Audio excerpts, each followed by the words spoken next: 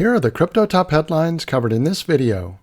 Ether rockets amid SEC closing its ETH probe without securities charges in major win for industry. Next, Bitwise amended Ethereum ETF filing, says Pantera interested in $100 million buy. Also, Crypto Super PAC raises $169 million following $10 million donation from Jump Crypto. Welcome to Crypto Top Headlines, where there's no clickbait thumbnails or titles and no speeches on my opinions, just bringing crypto's news to you. We have a quick request that doesn't cost you anything in order to help. Help us grow this channel to 1,000 subscribers by September, which would be our channel's 1-year anniversary. All we ask is that you click on the like and subscribe buttons, as well as the notification bell. By clicking on these, it does help grow the channel, so thank you in advance for doing so. Now, on to these headlines. Our first top headline, Ether rockets amid SEC closing its ETH probe without securities charges in major win for industry. The price of Ether has received a bullish boost in otherwise lackluster markets after it was announced late Tuesday that the United States Securities and Exchange Commission would drop its investigation into whether Ethereum is a security without filing any charges. Ether is not a security. As Xi Crypto reported, the technology incubator firm behind the MetaMask Ethereum wallet, Consensus, sued the Securities and Exchange Commission in April. In its 34-page complaint, Consensus said the regulator sought to regulate ETH as a security post-merge.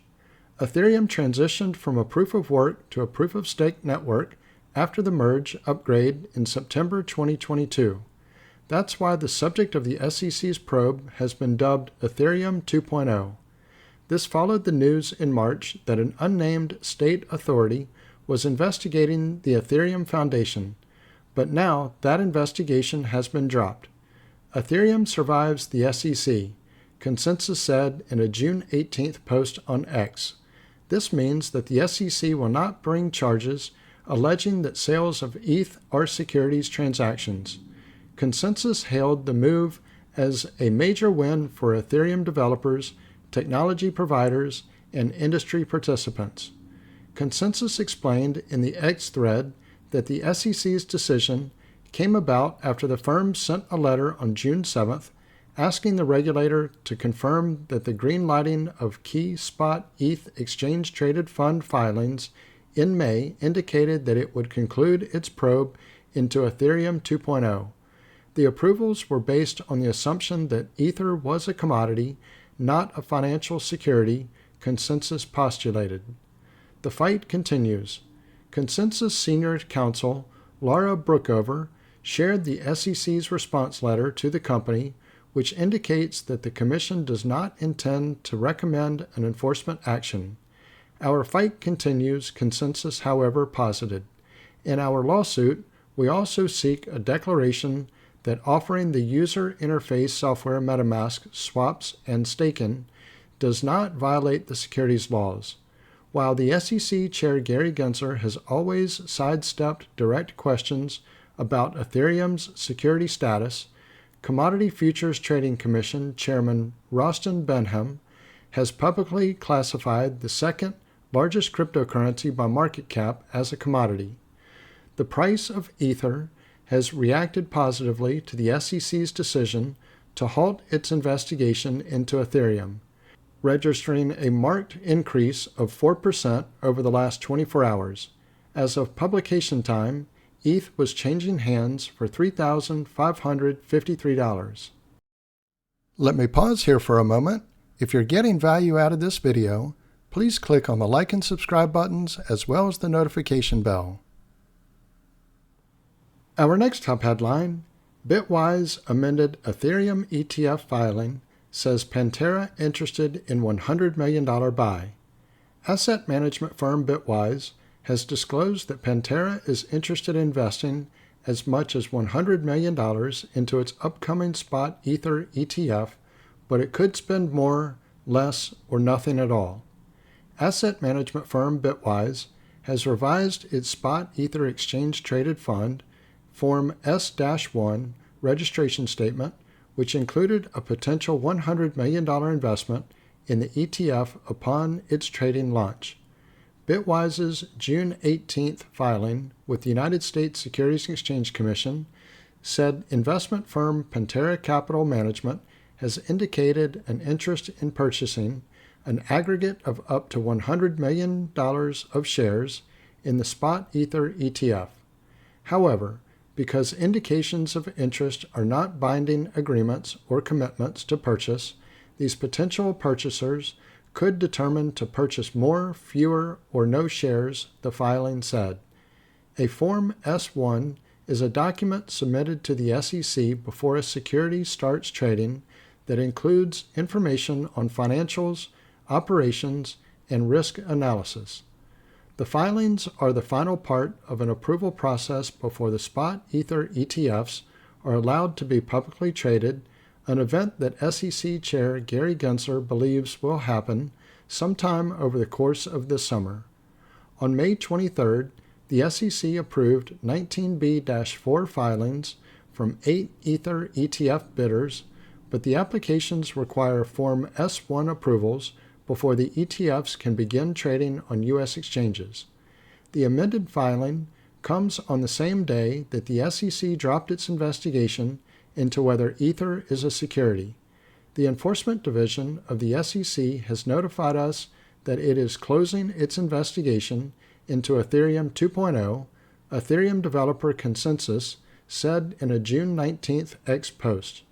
This means that the SEC will not bring charges alleging that sales of ETH are securities transactions, the firm explained. Our next top headline, Crypto Super PAC raises $160 million following $10 million donation from Jump Crypto. A Fairshake spokesperson told Cointelegraph that the Political Action Committee would have the resources to affect races in 2024 and beyond. Fairshake, a Political Action Committee, or PAC, that has been backing attack ads against different United States lawmakers, announced that it had raised $169 million ahead of many primaries in the country. In a June 19th notice to Cointelegraph, a Fairshake spokesperson said Jump Crypto, the digital asset arm of Jump Trading, had donated $10 million to the Super PAC, making its total donations roughly $169 million since its launch. The group has received millions in contributions from crypto firms, including Coinbase and Ripple, an earlier $5 million donation from Jump Crypto, Mark Andreessen and Ben Horowitz of Andreessen Horowitz, and Cameron and Tyler Winklevoss of crypto exchange Gemini. Money and politics. Fairshake may have already impacted the outcome of certain key races in U.S. elections and continues to purchase media buys as Election Day approaches on November 5th. In the United States, money from super PACs can be used to support specific candidates and political parties, but the groups are not supposed to coordinate with the campaigns. In March, California Representative Katie Porter lost a primary race for the U.S. Senate. A Fairshake ad launched before the vote claimed Porter took campaign contributions from Big Pharma, Big Oil, and the big bank executives, claims the news outlet Sacramento Bee rated as mostly false. Jamal Bowman, running for re-election as the U.S. Representative for New York's 16th Congressional District, will face off against fellow Democrat George Latimer in a June 25th primary. Fairshake funded a $2 million media buy in June, claiming Bowman had pushed dangerous conspiracy theories.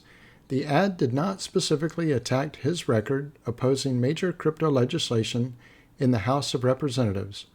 A Fairshake spokesperson told Cointelegraph that the Super PAC would continue to support candidates who are committed to getting things done and working with the industry to pass responsible regulation. He also hinted that regardless of the outcome of the U.S. elections, the committee would have the resources to affect races in 2024 and beyond. Presidential candidates assemble. With less than 5 months before voters decide on the next U.S. presidential election, the candidates from major political parties are becoming more apparent.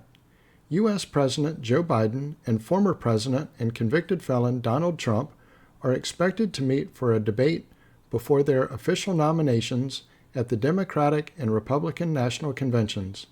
The Libertarian Party nominated Chase Oliver as its presidential candidate, and Robert F. Kennedy Jr. is running as an independent.